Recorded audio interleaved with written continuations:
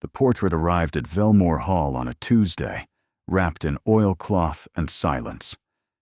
Severin Ashford, the 6th Duke of Velmore, stood in the great gallery watching 2 footmen position it against the east wall. The gilt frame was tarnished, the canvas dusty from years in storage, but the painting itself was magnificent.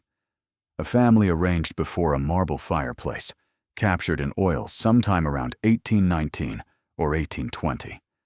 The father stern in his evening coat, the mother elegant in pearls, a young man at the father's right hand, proud and promising, and beside the mother, a shadow.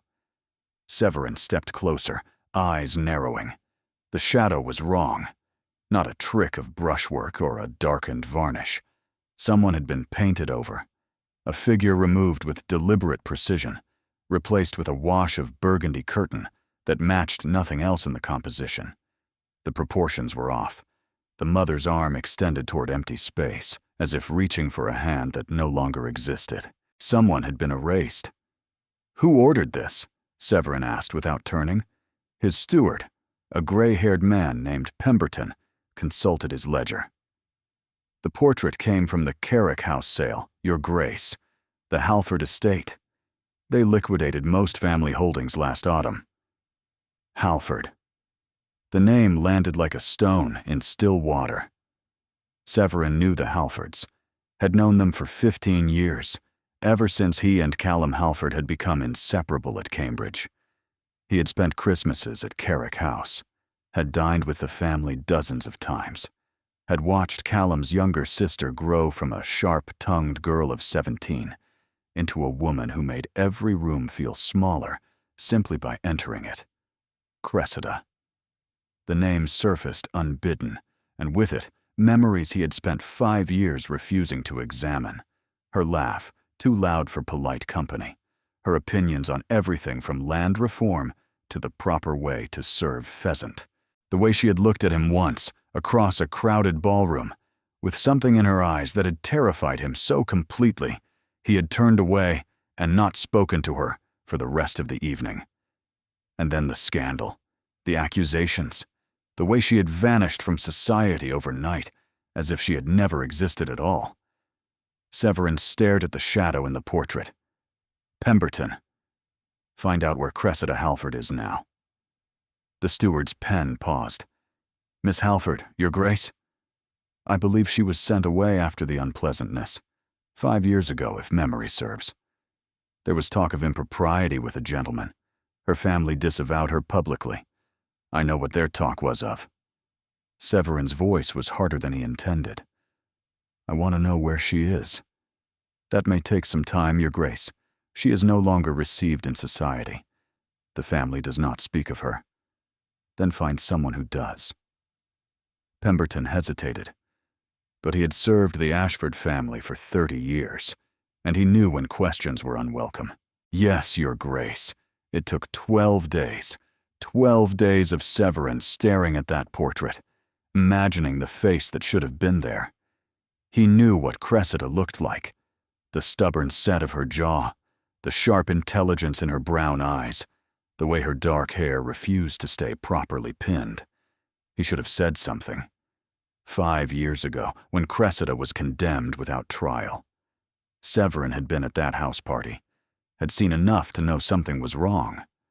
But he had stayed silent, and his silence had cost her everything. The letter from Pemberton arrived on a gray November morning. "Miss Halford is employed as a governess at Thornbury Manor in Wiltshire, Your Grace. She has been there for 3 years. By all accounts, she lives quietly, and has had no contact with her family since her departure." Severin read the letter twice. Then he ordered his carriage. Thornbury Manor was smaller than expected, a modest brick house set back from a rutted country road. He did not send word ahead, did not want to give her the chance to refuse him. The housekeeper who answered the door went pale when he presented his card. "A duke, here. For the governess? Tell Miss Halford that the Duke of Velmore wishes to speak with her. Tell her it concerns a family portrait." He waited in a cramped parlor that smelled of damp wool and old books, The furniture was worn. The fire in the grate was small and struggling. This was not a life. This was an exile. When the door opened, Severin stood. Cressida Halford stopped in the doorway. She looked different. Thinner. Older. The spark that had once animated her features was banked now, controlled. She wore a plain gray dress, her hair pulled back severely.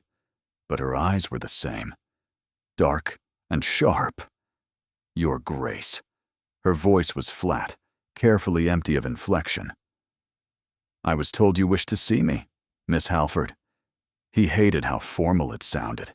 Hated even more that he did not know what else to call her. Thank you for agreeing to speak with me. I was not given a choice. The governess does not refuse a duke. Her gaze swept over him, assessing. Why are you here?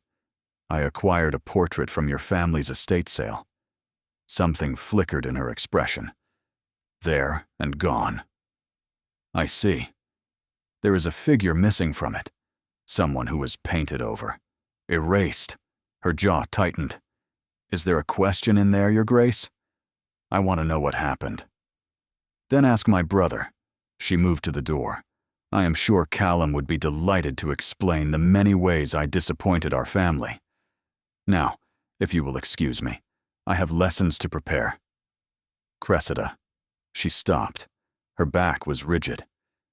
Do not use my name as if we are friends. We were friends once. Before, he stopped, not sure how to finish. Before what? She turned, and her eyes were blazing now. Before I was accused of being a whore by a man who could not keep his hands to himself? Before my own family decided their reputation was worth more than their daughter? Before you, she stepped closer, voice dropping to a furious whisper, stood in that drawing room and said nothing while Alden Croft destroyed my life with lies.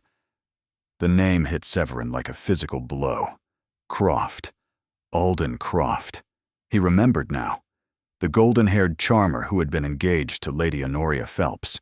The whispers that he had been found in a compromising position with another woman. The way the blame had fallen entirely on Cressida, while Croft emerged unscathed. I should have, Severin started. Should have what? Defended me? Told the truth about what you saw? She laughed, bitter and broken. You saw him follow me into that room. You saw him close the door. You knew I did not go willingly. And you said nothing. Silence stretched between them, thick with years of festering wounds. I came to make amends, Severin said quietly. Amends. She shook her head. You cannot make amends for 5 years of exile, for losing my family, my name, my future, for becoming a ghost in a gray dress, teaching other people's children while my own life was stolen from me. Let me try. Why? Why now? Why do you suddenly care what happened to me?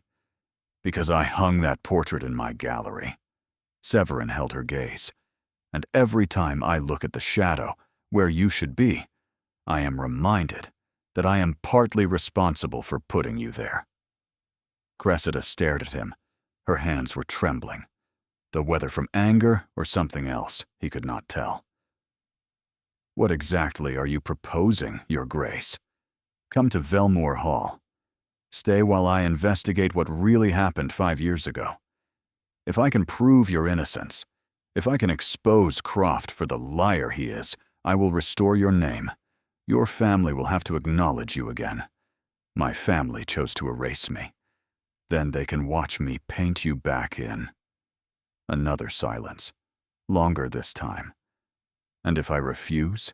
Severin's jaw tightened. Then I will investigate anyway. But I would prefer your cooperation. You know details I do not. You were there that night. You know what really happened. I know what happened, Cressida said quietly. No one believed me then. Why would they believe me now? Because this time, you will not be alone. She studied him for a long moment. Her expression was unreadable, but Severin could see the war playing out behind her eyes. Pride versus desperation. Anger versus hope. the desire to tell him to go to hell versus the faint, dangerous possibility that he might actually be able to help her.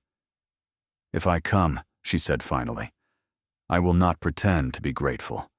I will not play the rescued damsel, and I will not forget that you were silent when it mattered. I would not expect you to. And there will be conditions. Name them. I want to see the portrait." She lifted her chin. "The one with my shadow in it. I want to see what my family did to me with my own eyes."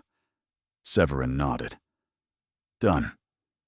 Then I will come to Velmore, not because I trust you, not because I believe you can actually fix what was broken, but because I have spent 5 years in this house watching other people's children grow up while my own life rotted away, and I am tired of being invisible."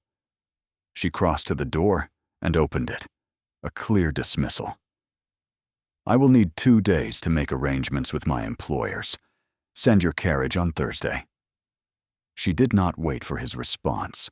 The door closed, and Severin was left standing alone in the cramped parlor, surrounded by the smell of damp wool and regret, wondering what exactly he had just set in motion.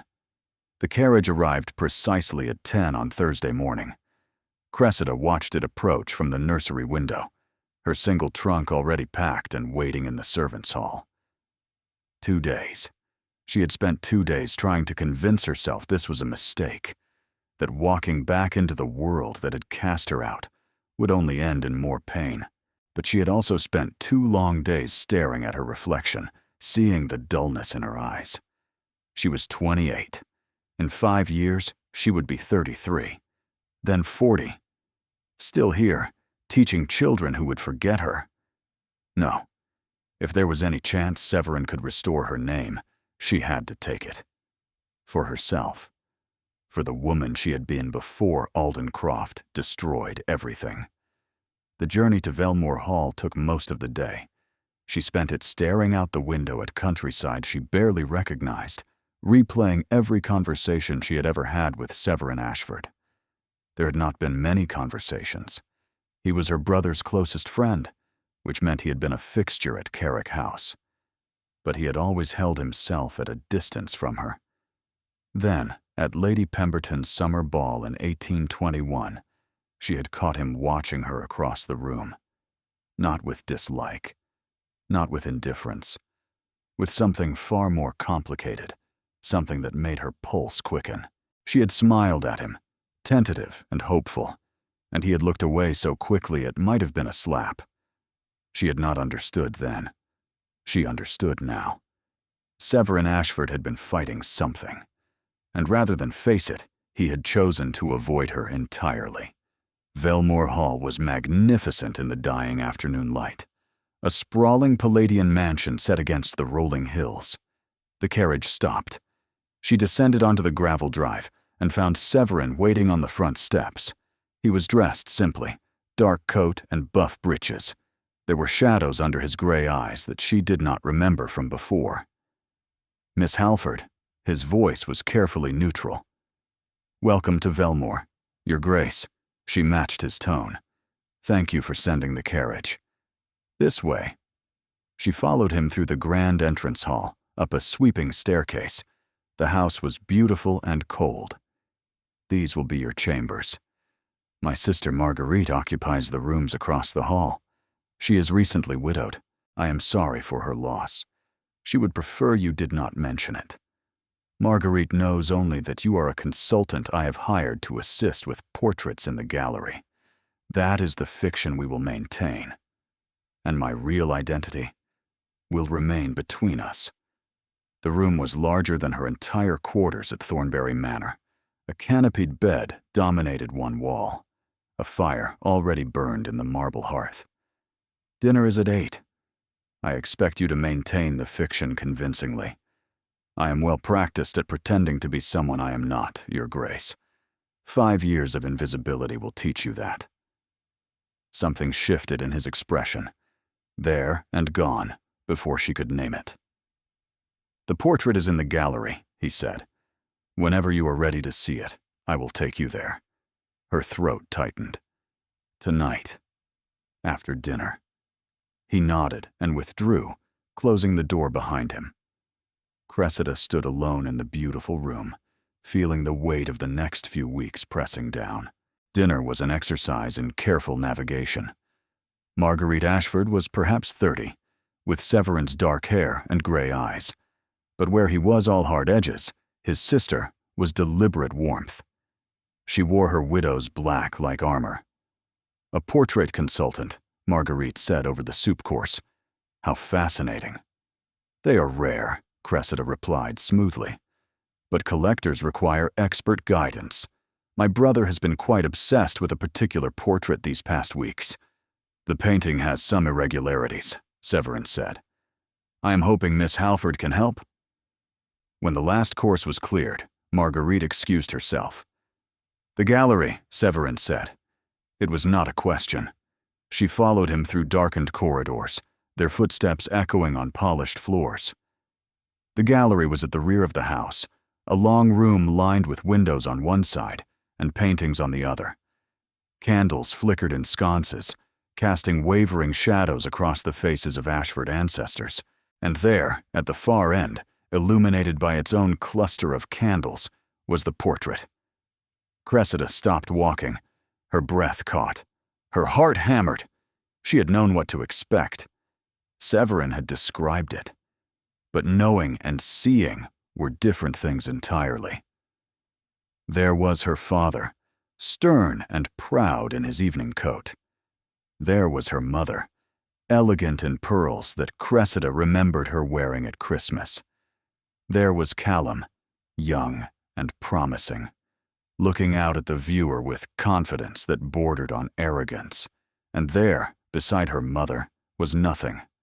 A wash of burgundy curtain where Cressida's face should have been.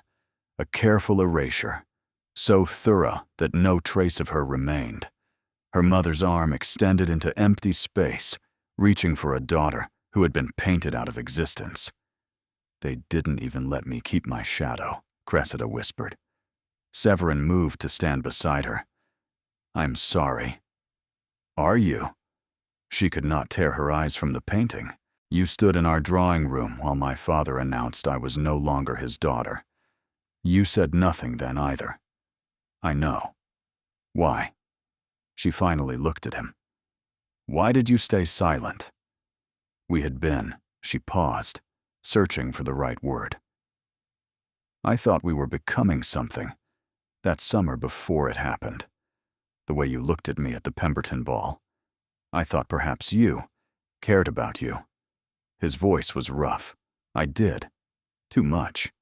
That was the problem. I do not understand." "No." His jaw tightened. "You would not. Because I spent years making certain you would not." He turned away from the portrait. From her, his shoulders rigid with tension she could not decode. "What happened 5 years ago?" he said. "What really happened with Croft? I need you to tell me everything. Every detail you remember. No matter how painful." "Why?" "Because I saw him follow you into that library. I saw the look on his face when he closed the door, and I have spent 5 years telling myself I misunderstood what I witnessed." He turned back to face her. "I am tired of lying to myself, Miss Halford. I suspect you are tired of being lied about. Perhaps we can both find some truth here, if we are brave enough to look for it."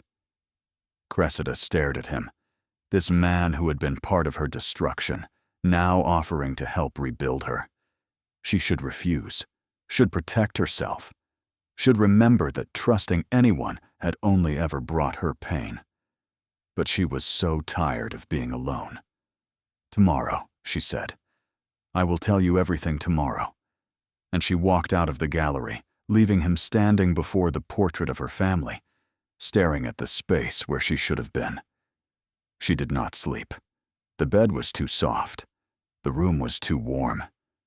Every time she closed her eyes, she was back in that library at Thornfield Park, watching the door swing shut, hearing the lock click, feeling Alden Croft's hand close around her wrist.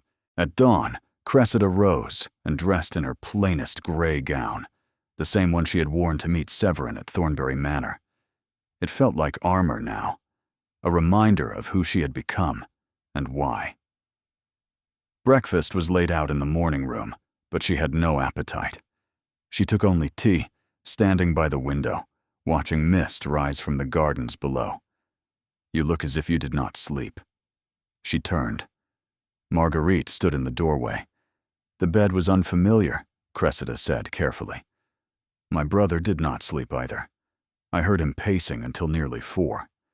Marguerite's gaze was knowing. "I recognized you the moment you walked in.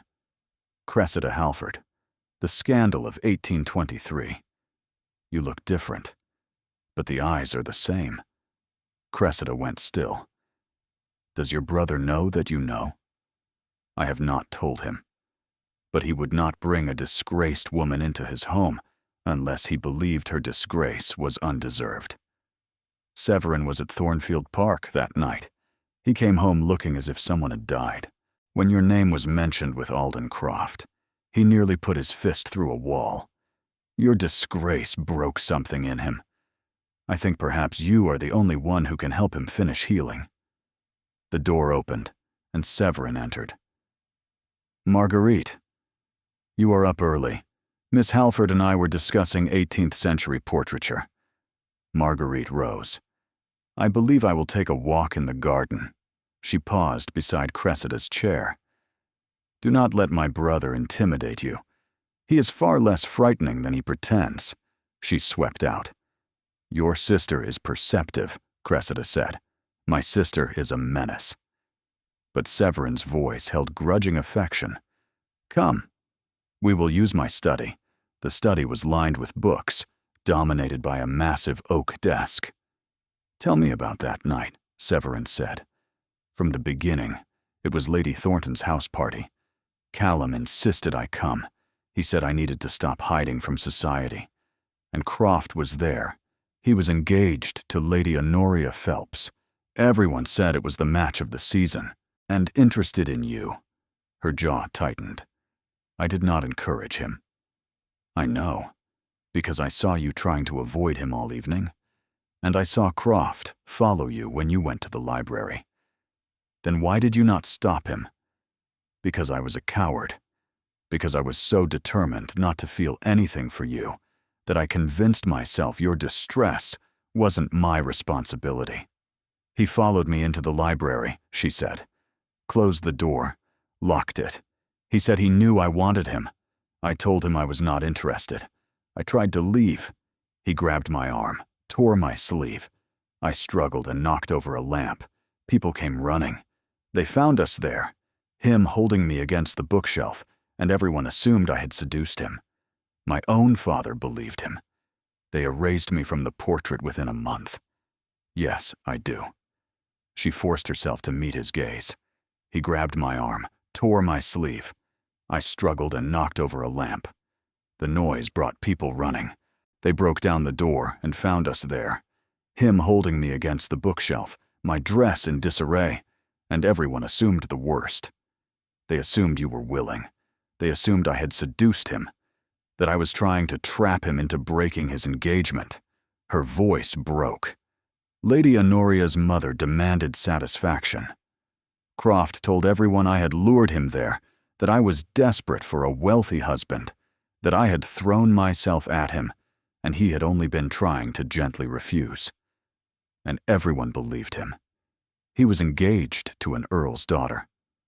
I was a gentleman's daughter with modest prospects and no powerful connections.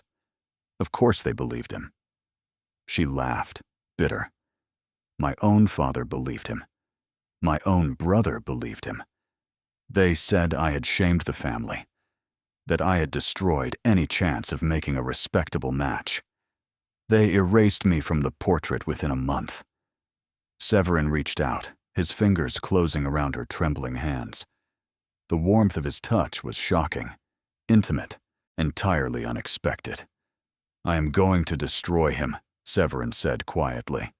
"I am going to find proof of what he did, and I am going to make certain everyone knows the truth. And then your family will beg you to come back. I do not want to go back." Then you will have the satisfaction of refusing them. Something flickered in his gray eyes, something that looked almost like tenderness. The door burst open. Both of them jumped. Severin released her hands and rose in one swift motion, turning to face the intruder. A footman stood in the doorway, face flushed with exertion. "Forgive me, Your Grace. There is a visitor. He arrived just now. He says he is an old friend from your Cambridge days." Cressida's blood went cold. She did not know why, did not understand the premonition crawling up her spine. "Who it is?" Severin asked. The footman swallowed. "A Mr. Alden Croft, Your Grace. He says he is here for Lady Marguerite." The world tilted. Cressida gripped the arms of her chair, fighting the urge to flee, to hide, to disappear back into the invisibility she had cultivated for 5 years. And Severin turned to look at her, his expression hardening into something dangerous. "Stay here," he said. "Do not let him see you. Not yet." He strode from the room without waiting for her response, and Cressida sat alone in the study, hands shaking, heart pounding, as the man who had destroyed her life walked through the front door of Velmore Hall. Cressida did not stay in the study. She moved to the window, pressing herself against the heavy curtain, watching the drive below. A carriage stood before the entrance, gleaming black with gold trim. Expensive, ostentatious. Exactly the sort of vehicle Alden Croft would own. She could not see him from this angle, could only hear the distant murmur of voices in the entrance hall, too faint to make out words. Her heart hammered against her ribs. 5 years of exile, and he was here, in this house, walking the same floors she walked, for Marguerite. The realization hit like cold water. Alden Croft was courting Severin's sister, the recently widowed, presumably wealthy sister of a duke. Of course he was. Alden had always known how to identify vulnerable women with valuable connections. He had done it before. He would do it again. The study door opened. Cressida spun, pressing her back against the window frame. Marguerite entered, face flushed, eyes bright with something that might have been excitement or alarm. She closed the door behind her and leaned against it, one hand pressed to her chest. "You heard," Marguerite said. It was not a question. "Alden Croft is here, for you. He has been writing to me for months." Marguerite moved to the fire, warming her hands as if she had taken a sudden chill. "We met in London shortly after my husband's funeral. He was very kind, very attentive. He said all the right things about grief and healing and taking one's time. He is neither kind nor attentive." Marguerite turned, studying her with those sharp gray eyes, so like her brother's. "You know him. I know what he did to me. I know what he is capable of." Silence stretched between them, heavy with implication. "Severin has told Mr. Croft that I am indisposed," Marguerite said finally, "that he cannot see me today. He made excuses about my health, my grief, the unsuitability of receiving male callers so soon after my mourning period. But he is staying at the village inn. He says he will call again tomorrow. You cannot receive him. I am a widow. I can receive whomever I choose." Marguerite's chin lifted. "I am no longer bound by my father's rules or my husband's expectations. He will hurt you." Cressida stepped forward, urgent. "He is not what he appears. He is cruel and calculating, and he destroys women who trust him. I trusted him. I thought he was charming and harmless and flattering, and he cornered me in a locked room and ruined my life. Perhaps," Marguerite's voice was careful, "or perhaps he is a man who made a mistake 5 years ago and has changed. He has not changed. How can you know that? Because men like Alden Croft do not change. They simply find new victims. They learn from their mistakes, certainly. They become more careful, more subtle, and more skilled at manipulation. But the core of them, the rot at the center, that never changes." The door opened again. Severin entered, his expression thunderous. "He's gone," Severin said. "For now. But he will return.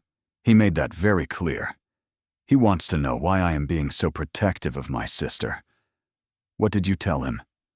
"That Marguerite is still grieving, that she is not ready for courtship, that he should direct his attentions elsewhere, that if he truly cared for her well-being, he would give her space to heal." "And he accepted that?" "No." Severin's jaw tightened. He smiled and said he would be patient, that he understood grief, that he would wait as long as necessary, because some women were worth waiting for. Cressida shuddered. She knew that smile, had seen it in the library at Thornfield Park, moments before the door locked, moments before everything shattered. "He knows something is wrong," she said. "He will not simply leave. I know." Severin looked at her, something fierce in his eyes. "Which means we need to move faster. I need proof of what he did to you. Something concrete. Something I can use to expose him before he gets to Marguerite or anyone else. There is no proof. It was my word against his. It always has been. There must be something. Witnesses. Letters. Someone who saw what really happened that night. The only witness was you. And you said nothing." The words landed like stones. Severin flinched as if she had struck him. Marguerite looked between them, understanding dawning on her features. "You were there? At the house party? At Thornfield Park? You saw what happened to her. I saw Croft follow her. I did not see what happened after. I did not see the locked door or the struggle or any of it. But I saw enough to know something was wrong. I saw enough to doubt the story he told afterward. But you suspected?" "Yes. And you said nothing." Severin did not answer. His silence was answer enough. Marguerite's expression hardened into something cold and disappointed. "Then you owe her. You owe her the truth. You owe her whatever it takes to fix this. Whatever resources you have, whatever connections, whatever power your title gives you, you use it." "I know," Severin said quietly. "I am trying. Try harder." Marguerite swept toward the door. "Mr. Croft will return tomorrow. I suggest you find your proof before then." She left. The door clicked shut. Cressida and Severin stood alone in the study, the fire crackling between them, and the weight of everything unsaid pressing down like a physical force. "Your sister is formidable," Cressida said. "She learned it from our mother." Severin moved to the window, staring out at the empty drive. "Croft is not here by accident. He must have learned you were here somehow. He has contacts everywhere. He is testing me. Or he genuinely wants Marguerite. She is wealthy. She is connected. She is exactly the sort of woman he targets. Perhaps. But I do not believe in coincidence, not where he is concerned." He turned to face her. "You need to stay out of sight. Do not leave your rooms unless absolutely necessary. If he sees you, if he realizes you are here, he will use it against us." "You mean against you?" "I mean against you." His voice was sharp. "Against your chance at vindication. He will twist your presence here into something sordid. He will claim you followed him, that you are obsessed, and that you engineered this encounter to entrap him again. He will say you came here to seduce me, to use me against him, to continue your campaign of lies." She had not thought of that. Of course Alden would spin the narrative. He always did. He was masterful at it. "Then what do I do?" "You wait. You trust me. And when I find what I need to destroy him, you watch him burn." There was something dangerous in Severin's eyes, something possessive and protective that made her breath catch. "Why do you care so much?" she asked. "After 5 years of silence, why does this matter to you now?" "Because I cannot look at that portrait without seeing what my cowardice cost you. Because every time I close my eyes, I see you struggling against him and I do nothing. Because he stopped, jaw working. Because what? Because you deserved someone who would fight for you. And I failed. And I will not fail again. The words hung between them, heavy with meaning neither was ready to examine. Cressida turned away first. I should go to my rooms before your guest returns. Cressida. She paused at the door. Lock your door tonight, and do not open it for anyone but me. She did not answer, but as she climbed the stairs to her chambers, she found herself wondering why his protectiveness felt less like obligation and more like something else entirely. 3 days passed. 3 days of hiding in her rooms, taking meals on trays, avoiding windows that faced the drive. 3 days of knowing Alden Croft was somewhere nearby, waiting, watching, planning his next move with the patience of a predator who knew time was on his side. Severin visited each evening to report his progress. He had written to former guests at the Thornfield House party, requesting their recollections of that night. Had hired an investigator to examine Croft's history, tracing his movements through society over the past decade. Had found 2 other women who had left society suddenly after encounters with him, though neither would speak publicly about what had happened. It was not enough. Not yet. And the walls were closing in. On the 4th night, Cressida could not sleep. The walls of her beautiful prison pressed in on her, suffocating. The fire had burned low, and the chill crept beneath her blankets like an unwelcome visitor. She rose, wrapping herself in a shawl, and slipped into the corridor. The house was silent. Moonlight streamed through tall windows, casting silver patterns on the polished floors. She walked without destination, simply needing to move, to breathe, and to feel something other than fear and frustration and the terrible helplessness of waiting. She found herself in the gallery. The portrait waited at the far end, her absence a dark wound in the candlelight. She stood before it, arms wrapped around herself against the chill, staring at the shadow where her face should have been. You should be asleep. She did not turn. She had heard his footsteps approaching, had known it was him before he spoke. So should you, she said. Severin moved to stand beside her. He wore no coat, no cravat, just a white shirt, half untucked, and dark trousers.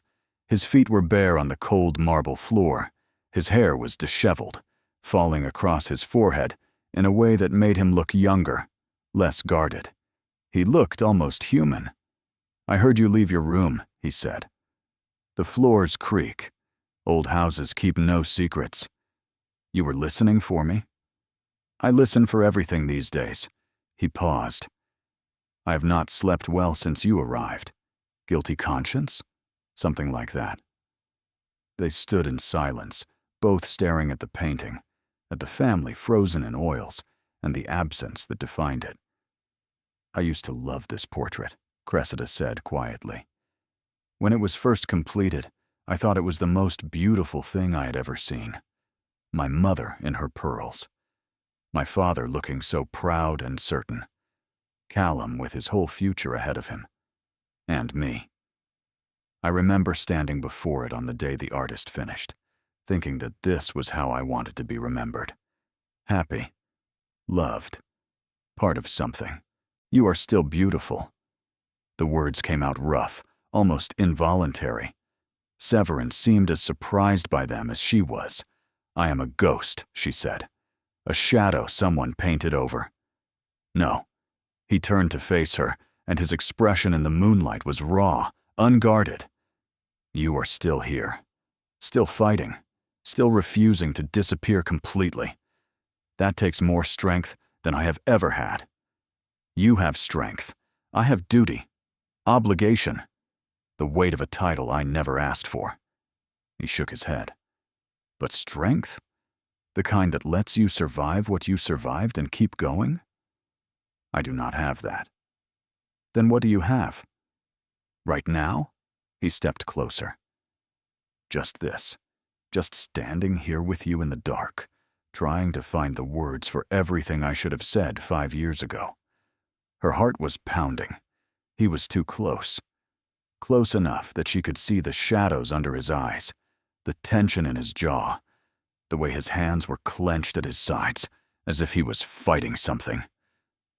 "What would you have said?" "That I saw you." His voice dropped. "That night at the Pemberton ball, when you smiled at me across the room. I saw you, Cressida. Not just your beauty, not just Callum's sister, not just another debutante in a crowded ballroom. I saw you, and it terrified me, because you were my best friend's sister, and you were too young, and I was not ready for what I felt when I looked at you. I was 23. I was not that young. You were young enough to deserve better than me." She laughed, bitter and hollow. "Better than a duke? Better than a coward who hides behind duty and propriety because he is too afraid to feel anything real." His hand came up, hovering near her face but not quite touching.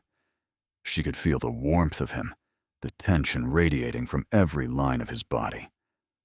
"I should not be here," he said, "alone with you, in the dark. This is exactly the kind of situation that Croft will use against us if he discovers it. Then go back to bed." "I cannot." "Why not?" "Because you are standing here looking at the place where your face should have been, and I cannot bear to leave you alone with that. I cannot bear for you to think even for a moment that you are truly invisible, because you are not. You have never been invisible to me." His fingers brushed her cheek, just a whisper of contact, featherlight, devastating. She closed her eyes. "This is a terrible idea," she breathed. "I know. We will regret it." "Probably." But neither of them moved. Cressida, her name on his lips, sounded like a confession, like a prayer. She opened her eyes and found him staring at her with an intensity that stole her breath. "Go to bed," she said, "before we do something we cannot take back." "Would it be so terrible?" "Yes. Because you are investigating my case. Because I am living in your house under false pretenses. Because if anyone knew we were here like this, it would destroy whatever chance I have at redemption." He pulled back as if she had struck him. "You are right," he said. "Of course you are right. I usually am." Something flickered in his expression, almost a smile. "I am beginning to realize that." He stepped away, putting proper distance between them. "Go back to your rooms, lock your door, and tomorrow we will pretend this conversation never happened. Can you do that? Pretend you did not just almost touch me. I've been pretending for 5 years." He turned away. "What is one more night?" She watched him walk away, his bare feet silent on the polished floor, his shoulders rigid with the effort of leaving.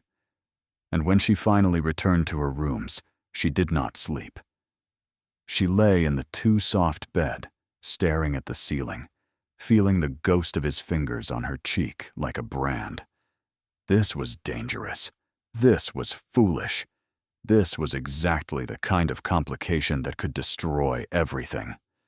But she could not stop thinking about the way he had looked at her in the moonlit gallery, like she was something precious, something worth fighting for, something he had been waiting 5 years to find again. Alden Croft returned on the 5th day. Cressida watched from her window as his carriage rolled up the drive, gleaming in the weak winter sunlight. She watched him descend, immaculate in a gray coat and polished boots, his golden hair arranged in careful waves. He paused to adjust his cuffs, surveying the facade of Velmore Hall with the proprietary gaze of a man who believed everything he saw might one day be his. He looked exactly the same, handsome, charming, utterly false. A knock came at her door. "Miss Halford," Marguerite's voice muffled by the wood. "Mr. Croft is here. My brother thought you should know." Cressida opened the door. Marguerite stood in the corridor, dressed for receiving visitors in elegant black silk, her widow's weeds relieved by a strand of pearls at her throat. "He wants to see me," Marguerite said. "Severin cannot refuse him a second time without raising suspicion. It would be too pointed, too obvious. People would talk. You cannot be alone with him. I will not be. Severin will be present the entire time. And you," Marguerite paused, studying her face, "will stay hidden. But I wanted you to know that I believe you. About what he did. About what he is. Why? Because I watched him smile at my brother just now, and there was something behind it. Something cold. My husband was a cold man beneath his polished exterior. I learned to recognize the type." Marguerite descended to meet her caller. Cressida retreated to her room. But she did not stay there. She crept down the servants' staircase until she reached an alcove behind the morning room. A decorative screen allowed her to hear every word. "You are too kind to receive me, Lady Marguerite." Alden's voice was warm. 8 months now. The worst of the grief has passed. I confess I sense you are hiding something. Or someone. There are rumors in the village. A consultant who has not been seen in town. "Miss Harlow is a scholar," Severin said smoothly. "She prefers solitude." "Miss Harlow." Alden repeated the name slowly. "I should very much like to meet her. I will be staying at the village inn for the week," Alden said finally. "Perhaps Miss Harlow will emerge before I leave. I do so enjoy meeting interesting women." The threat was barely veiled. She waited until she heard the front door close, then emerged. Severin was waiting in the corridor. "You were listening," he said. "It was not a question. I had to know. He knows something. Or suspects. He is testing the boundaries. My investigator sent word. One of the women from Croft's past has agreed to speak. Her name is Helena Vance. She lives 2 hours from here. I am coming with you." "Absolutely not. She is more likely to speak to another woman, another victim. You need me. If Croft sees you leaving the estate, everything is ruined. Then we will make certain he does not see." "Fine. You come with me, but you wear a cloak, you keep your face hidden, and you do not speak until we are well away from the village."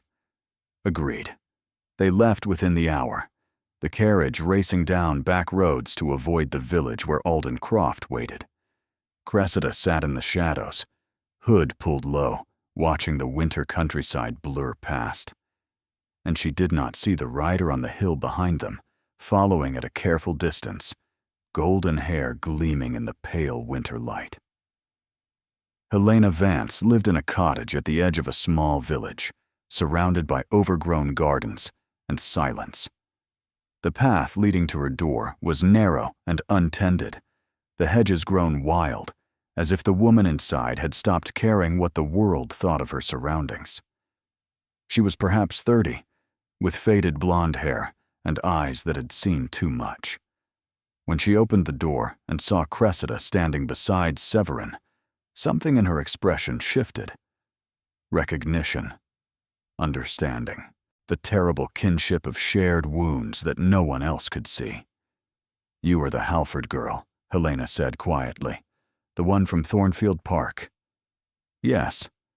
I heard what happened to you." Helena stepped back, gesturing them inside. Her movements were careful, practiced, the gestures of a woman who had learned to make herself small. "I am sorry I did not speak then. I was too afraid, too certain that no one would believe me either." The cottage was small but clean, every surface scrubbed, every item in its place. It was the home of someone who needed to control the few things she could. Helena served tea with trembling hands, while Cressida and Severin sat on a worn settee, close enough that their shoulders nearly touched. "Tell us what happened to you," Severin said gently. "Please, whatever you can share." Helena stared into her teacup for a long moment, as if the answers might be found in the amber liquid. When she spoke, her voice was distant, detached. the voice of someone who had told this story to herself so many times, it no longer felt real. It was 3 years ago. I was 25, unmarried, attending a house party at Lord Pemberton's estate. My mother had high hopes for that season. She thought perhaps Lord Pemberton's younger son might be interested. Alden Croft was there as well. He was charming, attentive. He made me feel seen in a way no man ever had. He remembered the things I said. He laughed at my jokes. He made me feel as if I was the only woman in the room. Cressida's throat tightened. She knew this story, had lived it. The flattery that felt like sunshine, until you realized it was a trap. He cornered me in the garden one evening, Helena continued, her voice growing quieter. Said he wanted to show me the moonlight on the lake. I was flattered. I thought perhaps he genuinely cared for me. I went with him willingly. And then her voice broke. And then he became someone else. Someone cold. Someone who did not care that I was saying no. Someone who laughed when I cried. The room was very quiet. The fire crackled in the hearth. Outside, a bird sang, oblivious to the horror being recounted within these walls. When it was over, Helena said, "He told me that if I spoke, he would tell everyone I had seduced him, that I had lured him to the garden, that I had thrown myself at him, and he had simply been too weak to refuse. He said no one would believe me, that my reputation would be destroyed while his remained intact." She looked up, eyes bright with unshed tears. He was right. When I tried to tell my mother what happened, she said I must have encouraged him, that men did not behave that way without provocation, that I must have done something to invite his attention. She sent me here to live quietly and never speak of it again. Cressida reached across the space between them and took Helena's hand. The other woman's fingers were cold, trembling. "I believe you," Cressida said. Helena's tears spilled over, tracking down her cheeks like silent testimony. "No one has ever said that to me. No one has ever believed me. I believe you because I know. Because he did the same thing to me. Because men like Alden Croft do not stop at one victim. They cannot. They stayed for 2 hours. Helena told them everything she could remember. The threats Alden had made in the days after. The letters he had sent, mocking her, reminding her of her powerlessness, promising that if she ever spoke, he would destroy what little remained of her reputation. She still had them, had kept them for 3 years, unable to throw them away, unable to show them to anyone, evidence of a crime that everyone refused to acknowledge. "These will destroy him," Severin said, holding the letters carefully. His hands were steady, but his voice vibrated with barely contained fury. "These prove a pattern, a history of predation, combined with Miss Halford's testimony and my own observations from Thornfield Park. We have enough to end him." "Enough for what?" Helena asked, something like hope flickering in her exhausted eyes. "Enough to expose him publicly. Enough to make sure he can never do this again." They left as the sun began to set, the letters secured in Severin's coat. Helena stood in the doorway of her cottage, watching them go, and for the first time in years, she did not look quite so alone. The carriage moved slowly over rutted country roads, and Cressida sat in silence, watching the winter landscape blur past, bare trees and frozen fields, a world stripped down to its bones. "She believed me," Cressida said finally. After 3 years of silence, after everyone in her life told her she was wrong, she believed me. "Of course she did." Severin's voice was quiet. "You understood her in a way no one else could. You know what it is to be doubted, to be blamed for someone else's cruelty." She looked at him. His profile was sharp in the fading light, his jaw tight with some emotion she could not name. "Thank you," she said, "for finding her, for giving her the chance to speak, for believing both of us. Do not thank me yet. We still have to use what we have learned. We still have to face Croft and everything he will throw at us. The carriage jolted suddenly, throwing Cressida against Severin's shoulder. Outside, the coachman shouted. The vehicle slowed, then stopped entirely. Severin opened the door and leaned out into the cold evening air. What is the problem? Axles cracked. Your Grace? The coachman's voice was grim, apologetic. Must have hit a rut wrong in the dark. We will not make it back to Velmore tonight, not without risking worse damage. How far to the nearest inn? Half a mile, perhaps. The village of Thornwick. Small place, but decent. Severin's jaw tightened. He looked at Cressida, and she saw the calculation in his eyes. The danger of being seen together. The risk to her reputation, to his investigation, to everything they had worked for. We have no choice, she said. We cannot sleep in the carriage. It is too cold. I know. The inn at Thornwick was small and clean, with a fire burning in the common room, and a landlord who asked no questions when a well-dressed gentleman requested 2 rooms for the night. But there was only one room available, a single bed. A familiar impossibility. We can share, Cressida said before Severin could object. It is one night. We will manage. This is not wise. His voice was low, urgent. Nothing about this situation is wise. She moved toward the stairs. But I am too tired to care about wisdom. The room was small but warm. A fire crackled in the hearth, casting dancing shadows across the whitewashed walls.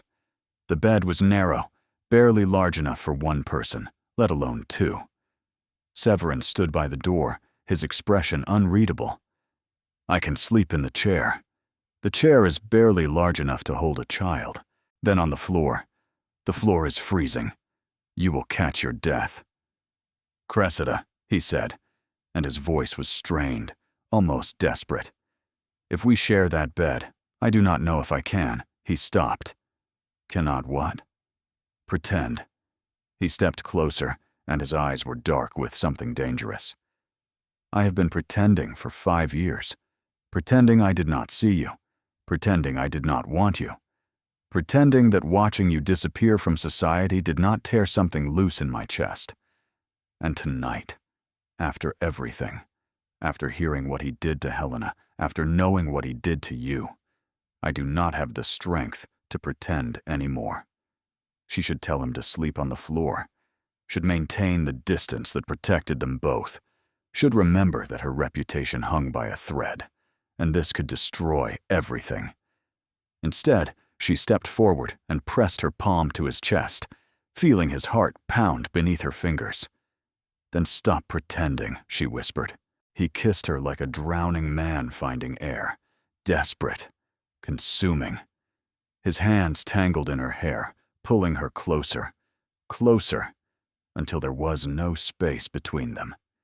She kissed him back with equal desperation, all the anger and fear and longing of 5 years pouring out in a single moment of surrender. They fell onto the narrow bed in a tangle of limbs and whispered confessions. He told her she was beautiful. She told him he was forgiven. He said her name like a prayer, over and over, as if he could not quite believe she was real. And when it was over, when they lay tangled together in the firelight, she felt something she had not felt in 5 years. Whole. This changes everything, Severin said quietly, his breath warm against her hair. I know. There is no going back. I know that too. He pulled her closer, his arms tightening around her like he was afraid she might disappear. Whatever happens next, whatever Croft does, whatever your family says, I will not let you disappear again. I will fight for you. I will choose you. Every time. She closed her eyes, letting his words wash over her. For the first time in 5 years, she let herself hope. Dawn came too soon. Cressida woke to cold sheets and an empty bed. Severin stood by the window, fully dressed, his back to her, his posture rigid with tension. The fire had burned down to embers, and the room was cold, with more than just temperature. Something was wrong. She could feel it in the air, in the rigid line of his shoulders, in the careful way he refused to turn and face her. She sat up, pulling the blanket around herself. "Severin?" He did not turn. "We need to talk." The words fell like stones into still water.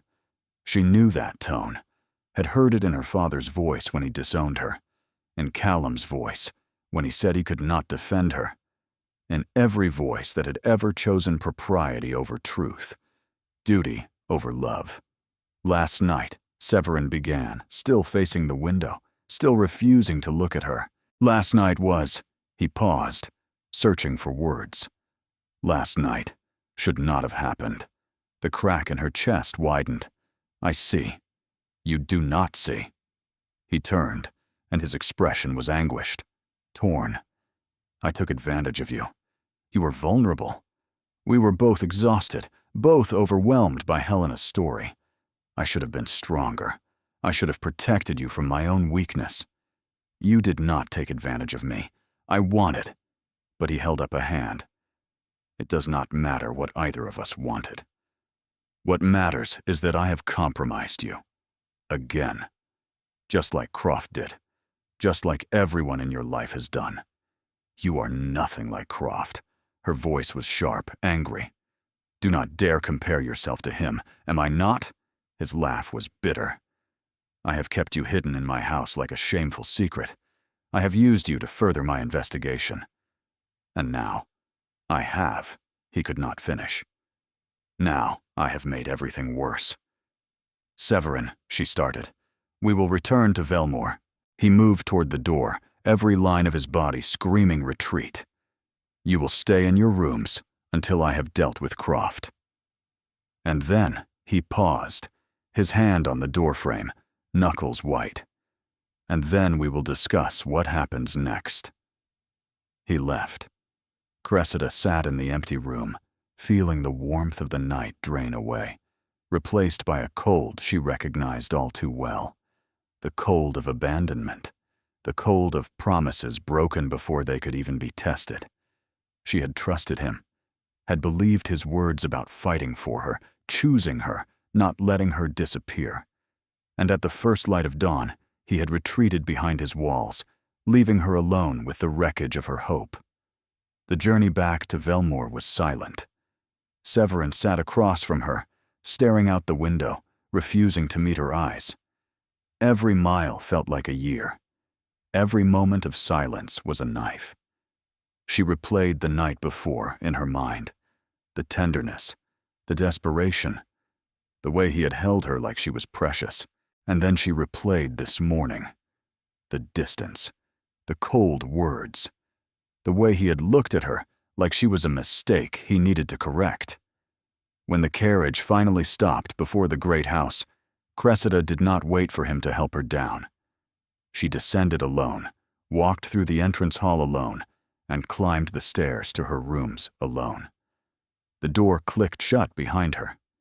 She stood in the beautiful prison she had been given, surrounded by luxury she had never asked for, and felt the last of her hope crumble to dust.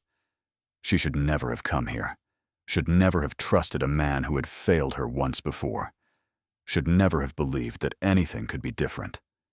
A knock at the door. "Miss Halford." Marguerite's voice, urgent and frightened. "You need to come downstairs, now." "What has happened?"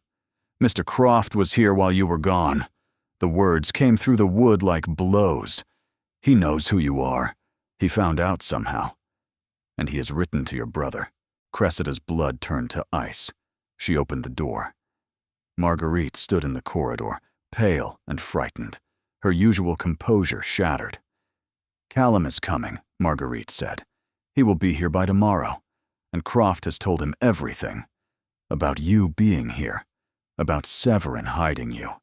About," she hesitated, "about suspicions regarding your relationship." "What suspicions?" "That you and my brother are lovers." Marguerite's voice dropped. "That this entire investigation has been a pretense. that Severin has been compromising you under the guise of helping you. That is not true. It does not matter if it is true. It matters that Croft is saying it. And when Callum arrives, he will demand answers that we may not be able to give. Cressida leaned against the doorframe, dizzy with the speed of the destruction. 12 hours ago, she had been in Severin's arms, believing in a future. Now that future was collapsing around her. Where is Severin? In his study. He received a letter from Croft an hour ago. I have not seen him since. She moved past Marguerite, down the stairs, through the hall she had memorized over the past weeks. The study door was closed. She did not knock. Severin sat at his desk, a letter in his hands, his face ashen. He looked up when she entered, and his expression was devastated. He knows, Severin said quietly. Croft knows everything. He followed us to Helena's cottage. He saw us at the inn. He knows we shared a room. How? I was careless. I was so focused on the investigation, on finding evidence, that I did not see him following us. His hand crumpled the letter. And now he is using it. Against you. Against me. Against everything we have built. What does he want? My silence. Severin's voice was hollow. He wants me to destroy the evidence we gathered. Burn Helena's letters. Forget what I know. In exchange, he will not tell society that the Duke of Velmore has been keeping his best friend's disgraced sister as his mistress. The word hit like a slap. Mistress, that is not what I am to you. No. He looked at her, and his eyes were broken. You are so much more than that. But it does not matter what the truth is. It only matters what people believe. So you will give in, destroy the evidence. Let him win? Severin was silent for a long moment. Then, quietly, I do not know what to do. Cressida stared at him. The man who had promised to fight for her, to choose her, was crumbling before her eyes. Then I will decide for you, she said. She turned and walked out of the study, out of the house, into the cold winter air. If Severin would not fight, she would fight alone. She walked for an hour, following paths she had never taken, until she found herself at the edge of the estate, standing before a small stone chapel. The door was unlocked. Inside, the air was cold and still, filled with the scent of ancient wood and candle wax. Dust motes danced in the weak light filtering through stained glass windows.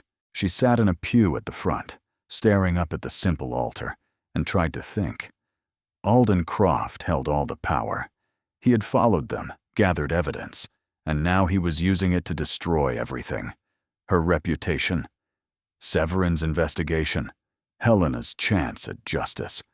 All of it, sacrificed on the altar of his self-preservation. She could run, disappear again, find another position as a governess in another distant county, live out her days in quiet obscurity. It was what she had done before, what she knew how to do. But she was so tired of running, so tired of being invisible, so tired of letting men like Alden Croft define the boundaries of her existence. The chapel door opened. Footsteps approached. She did not turn. I thought I might find you here. Marguerite sat beside her, elegant even in this cold, forgotten place, her black dress stark against the ancient wood of the pew. How did you know? The chapel is where I came when my husband died. Marguerite's voice was soft. When I needed to think without anyone watching, when I needed to feel something other than the weight of expectation, it seemed like the sort of place you would find. Silence stretched between them, filled only by the whisper of wind against old stone. Severin is in pieces, Marguerite said finally. He has locked himself in his study. He refuses to see anyone. I think he believes he has lost you. Perhaps he has. Has he? Cressida stared at the altar. I do not know. He promised to fight for me. And then, at the first real test, He retreated. He pushed me away. He called what happened between us a mistake. Men are idiots, Marguerite said matter-of-factly, especially men who have spent their entire lives being told that duty matters more than feeling, that control matters more than connection. Severin has never allowed himself to want anything. He has always done what was expected, married when he was supposed to marry, mourned when his wife died in childbirth 2 years later, buried himself in responsibility because it was easier than facing his own heart. Cressida turned to look at her, stunned. He was married for 2 years. Lady Catherine Ashworth, a perfect match in every way except that he never loved her and she knew it. She died bringing their child into the world. The child died too. A boy. Marguerite paused. Severin has not allowed himself to feel anything since. Until you. I did not know. He never mentioned it. He does not speak of it. The guilt is too heavy. He blames himself for not loving her enough, for not being a better husband, for not somehow preventing what happened. But I see the way he looks at you, Miss Halford. It is the way he should have looked at Catherine, and never did. You terrify him because you make him feel things he thought he had buried forever. That does not excuse him pushing me away. No, but it explains it. Marguerite took her hand, her grip firm and warm. He's not rejecting you. He is trying to protect you the only way he knows how. By removing himself from your life before he can hurt you more. By sacrificing his own happiness so that you might have a chance at yours. By making the choice for me. Deciding what I can and cannot handle. Yes, like I said, men are idiots. Despite everything, Cressida almost smiled. What do I do? You fight, Marguerite said simply. Not against him. For him. You make him see that he does not get to decide alone. That you have a voice. That you choose him just as much as he is trying to choose you. And Croft? Let Severin handle Croft. That is what he is good at. Destroying enemies. Protecting family. But he needs to know that you are worth fighting for. That you will not disappear the moment things become difficult. Her grip tightened. He has lost too many people, Miss Halford. His parents, his wife, his child. Do not let him lose you too. They sat in silence as the winter light faded through the chapel windows, turning the stained glass into shadows. Then Cressida rose. Where are you going? Marguerite asked. To fight. She found Severin where Marguerite had said he would be, locked in his study, surrounded by papers, staring at the letter from Croft as if he could burn it with his eyes. She did not knock, did not ask permission. She walked in and placed Helena's letters on the desk in front of him. What are you doing? His voice was hoarse. I am not running. She met his eyes, held them, and refused to look away. I am not hiding, and I am not letting Alden Croft win. He will destroy you. He already destroyed me 5 years ago, and I survived. I will survive this too. Cressida, but she held up her hand. You do not get to decide alone. You do not get to push me away from my own protection and call it love. I am not a child, and I am not weak. I am the woman who survived 5 years of exile because a man like Croft thought he could break me. And I am telling you now, he cannot. He will not. Not unless we let him. Severin stared at her. Something shifted in his expression. Something like hope breaking through despair. You said you would fight for me, she continued. You said you would choose me. Did you mean it, or were those just words spoken in the dark? Yes, his voice cracked. I meant every word. Then stop running. Stop hiding behind duty and protection and all the walls you have built. Fight with me. Choose me. Not because you owe me, because you want me. The silence stretched. Cressida's heart pounded. Then Severin rose from his desk and crossed to her in 3 strides. He took her face in his hands, his eyes burning with everything he had been trying to suppress. "I have wanted you for 5 years," he said roughly. "I have regretted my silence every single day. I have watched you survive things that would have broken anyone else, and I have fallen more in love with you with every moment. And I am done pretending otherwise." He kissed her, and this time, neither of them pulled away. Callum Halford arrived the next morning. Cressida watched from the window as her brother descended from his carriage, his face set in hard lines, his posture rigid with barely contained fury. He had aged in the 5 years since she had seen him. There was gray at his temples now, lines around his eyes that hadn't been there before. His shoulders carried a weight she did not remember. He did not look up at the house, did not scan the windows for her face. He simply strode toward the entrance like a man marching to war, prepared to fight, but uncertain who the enemy was. She met him in the entrance hall. For a moment, they simply stared at each other. Brother and sister, separated by 5 years of silence and shame, and all the things that had been left unsaid. The space between them felt vast, uncrossable. "Rosie," Callum said finally, using the childhood name she had not heard in half a decade. His voice was rougher than she remembered, worn at the edges. "Callum," his jaw worked. "You look," he stopped. "You look different. I am different. 5 years of exile will do that." Severin appeared at the top of the stairs. He descended slowly, his expression carefully neutral, though Cressida could see the tension in his shoulders, the wariness in his eyes. "Halford," he said, "thank you for coming. I did not come for you." Callum's voice was cold, edged with something that might have been betrayal. "I came because Alden Croft wrote me a letter full of accusations, and I wanted to hear the truth from my sister, not filtered through intermediaries or investigators. From her. Then you should listen to her." The 3 of them moved to the drawing room. Marguerite joined them, silent and watchful, a stabilizing presence. Tea was served, though no one drank. "Croft says you have been living here for weeks," Callum said to Cressida, his eyes searching her face. "That Severin has been hiding you, that you are his mistress. I am not his mistress." "Then what are you?" "I am the woman he is trying to help." Because 5 years ago at Thornfield Park, Alden Croft followed me into a library, locked the door, tore my dress, assaulted me, and when people came running, he blamed me for what he had done. Callum's face was unreadable. That is not what he said at the time. Of course it is not.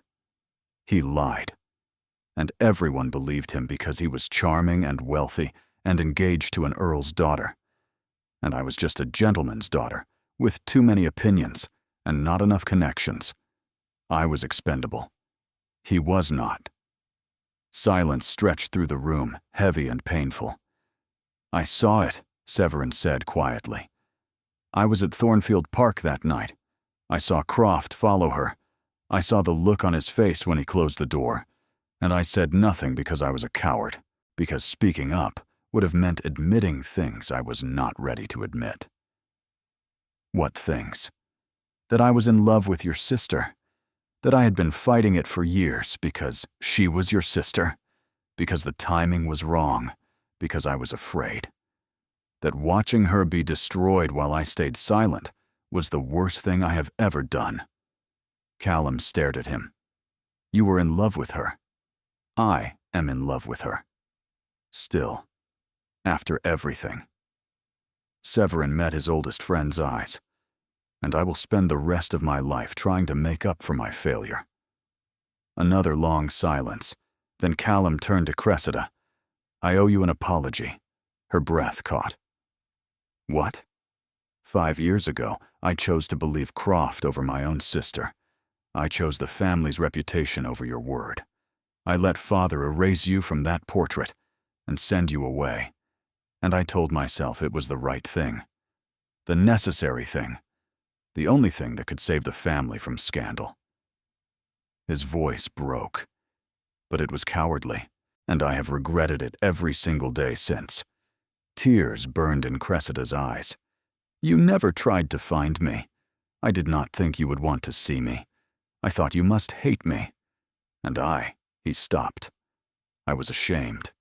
Too ashamed to face what I had done. I did hate you. For a long time. She wiped at her cheeks.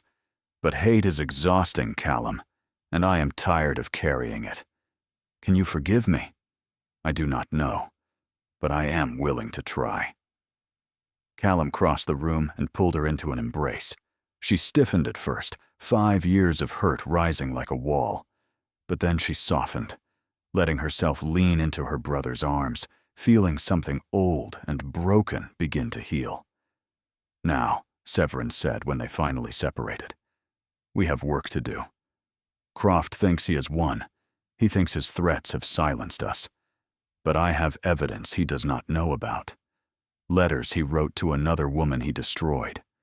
Testimony that proves a pattern of predation stretching back years. What are you going to do? Callum asked. I am going to destroy him. Severin's eyes were cold. Publicly. Completely. In a way he cannot recover from. And how do you plan to do that? The Thornwick Assembly is tomorrow night.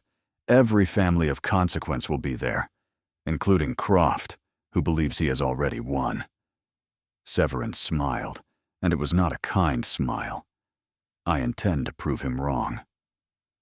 The Thornwick Assembly was held in a grand ballroom attached to the village's largest inn. Candles blazed in crystal chandeliers, casting warm light across the polished floor. Music floated from a small orchestra in the corner. The cream of local society mingled and gossiped, dressed in their finest, unaware that their evening was about to be destroyed. Cressida entered on Severin's arm, wearing a gown of deep green silk that Marguerite had insisted she borrow. Her hair was pinned up elegantly, her shoulders bare, her chin lifted with a confidence she did not entirely feel. Whispers followed them across the room like a tide. She heard her name, heard speculation, heard the hiss of scandal that had followed her for 5 years. But she did not flinch, did not look away, did not give them the satisfaction of seeing her afraid. She did not care what they thought anymore. Alden Croft stood near the refreshment table, golden and gleaming, and utterly self-satisfied.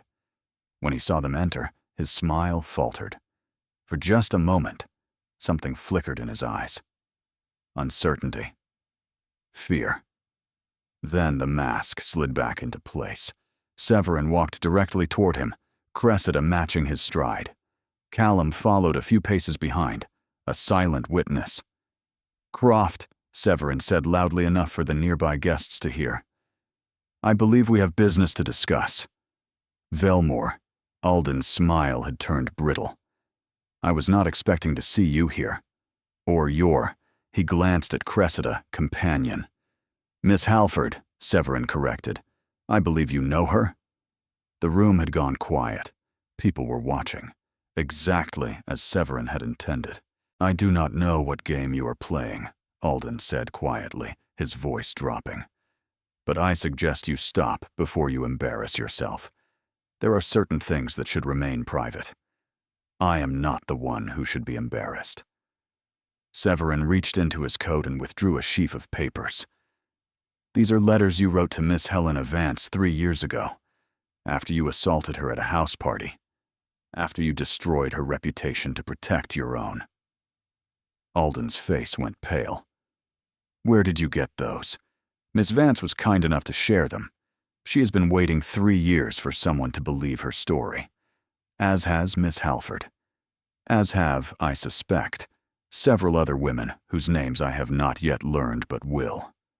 This is outrageous. Alden's voice rose, cracking with desperation. You cannot prove anything. These letters prove a pattern. Severin's voice was ice. A pattern of predation, of assault, of blaming innocent women for your crimes, combined with my own testimony about what I witnessed at Thornfield Park, and the testimony of others who are now willing to speak, I have more than enough to destroy you." The room was utterly silent. Every eye was fixed on them. Every ear was straining to hear. "You would not dare," Alden hissed. "You would ruin yourself along with me. Your precious reputation would be destroyed. I would dare anything to protect the woman I love."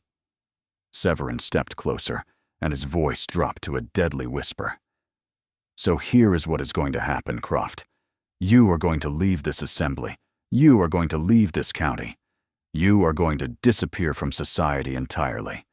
And if you ever speak Cressida Halford's name again, if you ever come near her, or Helena Vance or any other woman, I will ensure that every newspaper in England prints these letters on their front page."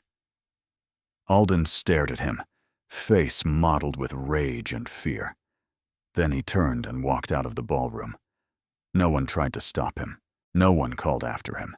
He simply disappeared through the doors, a man whose carefully constructed facade had finally crumbled. The golden charmer revealed at last for the predator he had always been. The silence stretched for a long moment.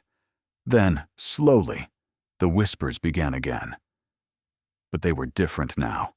Sympathetic, believing, supportive. Women who had never spoken to Cressida before approached to touch her arm, to offer quiet words of solidarity. Men who had once turned away now met her eyes with something like respect. It would not undo 5 years of exile. It would not give her back the life that had been stolen. But it was a beginning. Marguerite appeared at Cressida's side, pressing a glass of champagne into her hand. "Drink," she said. "You look like you need it." Cressida drank. Severin turned to face her. His expression was uncertain in a way she had never seen before. "I should have asked your permission," he said. "Before doing that, before declaring my feelings in front of everyone, I did not mean to presume." "You love me," she said. "Yes. You announced it to an entire ballroom." "I did. In front of my brother. He is currently pretending not to watch us from across the room." Despite everything, Cressida laughed. It was a broken, overwhelmed sound. "You are impossible." "I know." He took her hand, his thumb tracing circles on her palm. "But I meant what I said. I love you. I have loved you for 5 years, and I will spend the rest of my life proving it, if you will let me." She looked at him, at this man who had failed her once and fought for her ever since, who had used his power and his position and his reputation to destroy the man who had tried to destroy her. "Is this real?" she asked. "Not the investigation, not the revenge. This. Us. It is the most real thing I have ever known." Her throat tightened. "I need you to choose me, not because you owe me, not because you feel guilty, because you want a future with me, because you cannot imagine your life without me in it. I cannot imagine my life without you." He lifted her hand to his lips. "I choose you, Cressida. Today, tomorrow, every day after, if you will have me." Tears slipped down her cheeks. She did not bother to hide them. "Yes," she whispered. "Yes, I will have you." He kissed her then, in front of everyone. In front of her brother, who was definitely watching. In front of Marguerite, who was definitely crying. In front of all the gossips who would be talking about this moment for years to come. She did not care. She was done hiding. Done running. Done being invisible. She was choosing him too. They married 3 weeks later in the chapel at Velmore Hall. The ceremony was small, intimate, exactly what they wanted.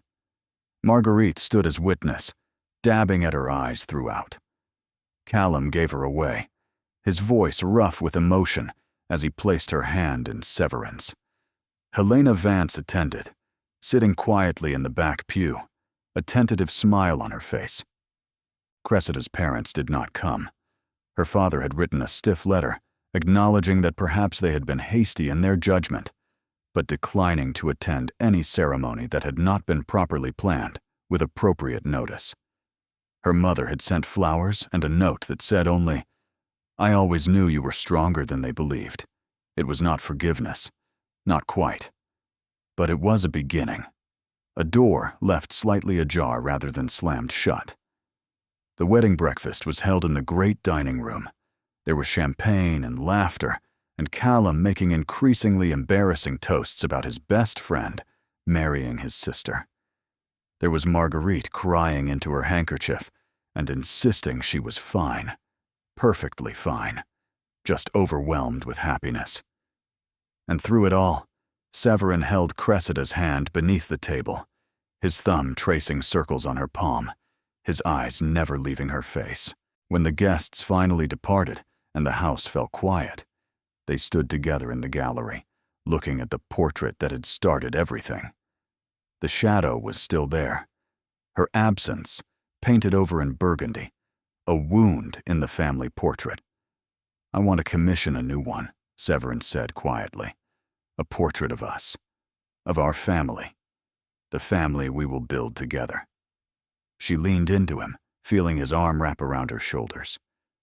"What will you do with this one?" "Burn it, perhaps." His voice was thoughtful. "Or keep it, as a reminder of what they tried to do to you, and how spectacularly they failed. That seems petty.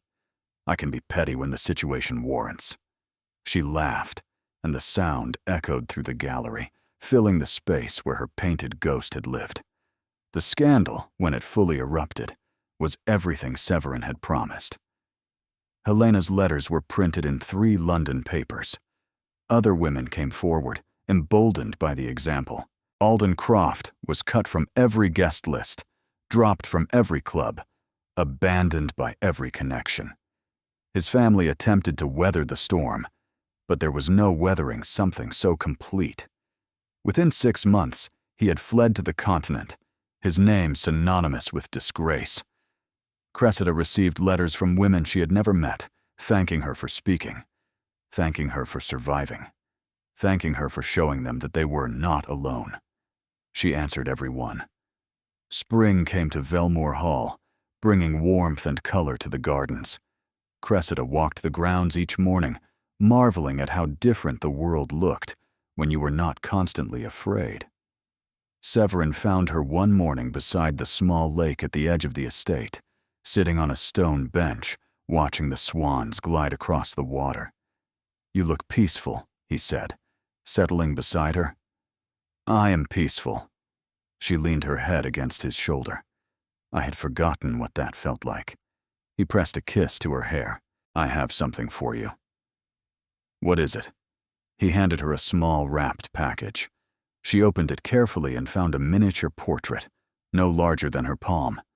It showed a young woman in a green dress, brown hair escaping its pins, dark eyes filled with laughter. It was her, but not the her of 5 years ago, frightened and desperate. This was the her of now, happy, loved, whole. "The artist came last week," Severin said quietly. "I wanted you to have something to remember this moment. This version of yourself." She traced the edge of the miniature, throat tight with emotion. "I love you," she said. "More than I ever thought I could love anyone. I love you too." He took her hand, interlacing their fingers. "And I will spend every day of my life making sure you never doubt it." They sat together in the spring sunshine, the swans gliding past, and the future stretching out before them like an unwritten story. Cressida Halford had been erased from her family portrait, but Cressida Ashford, Duchess of Velmore, had painted herself back into existence. And this time, no one would ever erase her again. 2 years later, a new portrait hung in the gallery at Velmore Hall. It showed a man and woman standing before a marble fireplace, their hands clasped, their expressions filled with quiet joy.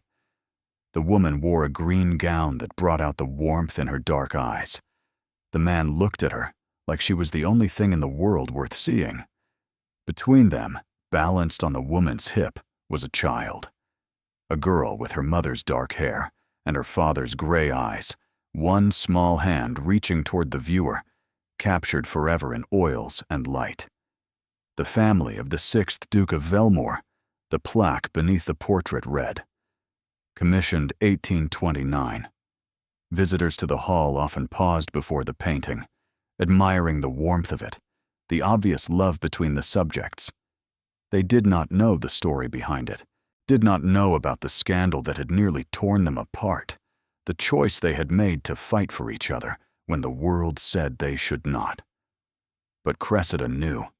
Every time she passed the portrait, she remembered the carriage ride that started everything, the impossible situation, the man who had failed her once and spent the rest of his life making up for it. Wool gathering again? Severin's voice came from behind her, warm with amusement. She turned, smiling. Just remembering? What are you remembering? Everything. She moved into his arms. The portrait. The investigation. The night at the inn when you finally stopped pretending. That was a good night. It was. She pulled back to look at him. Though I seem to recall you calling it a mistake the next morning. I was an idiot. You were. I have improved. Marginally. He laughed and kissed her, soft and sweet, and filled with all the words they no longer needed to say. From somewhere in the house, their daughter's voice rang out, calling for her mother. Cressida pulled away with a sigh. Duty calls. It always does. But Severin caught her hand before she could leave. I chose you, you know. I choose you every day, every moment. I will never stop choosing you. I know. She squeezed his fingers. I choose you too. She walked away to find their daughter, leaving him standing before the portrait, before the image of their family, captured forever, erased by no one. Some storms, Cressida had learned, were worth weathering. Some choices were worth fighting for, and some loves, the impossible ones, the ones that required courage and sacrifice, and choosing each other every single day, those were worth everything. Thank you for staying with Cressida and Severin until the very end. Their story began with a portrait that erased a woman's existence. But in truth, she was never truly invisible. She chose to fight. She chose to be seen. She chose love over fear. And if you are not subscribed yet, hit that subscribe button and ring the bell, because there are more stories waiting. More impossible loves. More hard-won choices. More moments that remind us why we believe in happily ever after. Thank you for being here. You are the reason these stories exist.